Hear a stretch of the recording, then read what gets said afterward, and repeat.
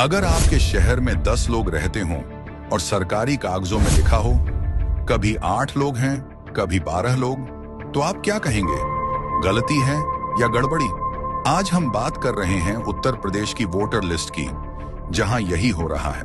चुनाव आयोग ने 2 अलग-अलग वोटर लिस्ट बनाई है, एक विधानसभा चुनाव के लिए और दूसरी पंचायत चुनाव के लिए। अब ध्यान से सुनिए।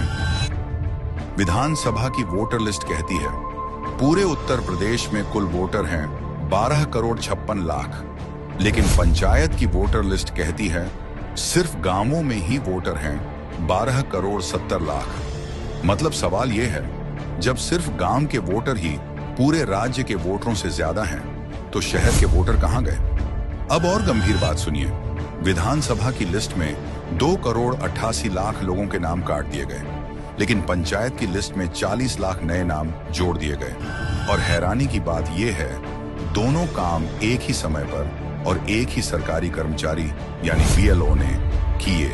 तो एक ही इंसान एक जगह नाम काट रहा है और दूसरी जगह नाम जोड़ रहा है। अब बात करते हैं शहरों की।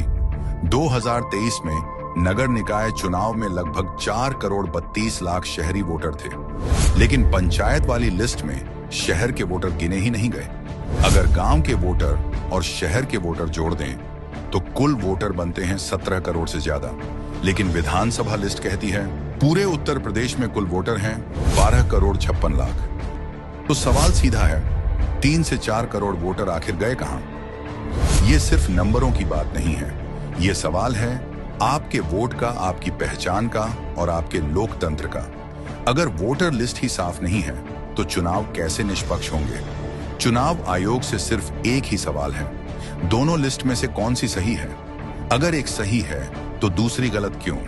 और अगर दोनों गलत हैं तो जिम्मेदार कौन?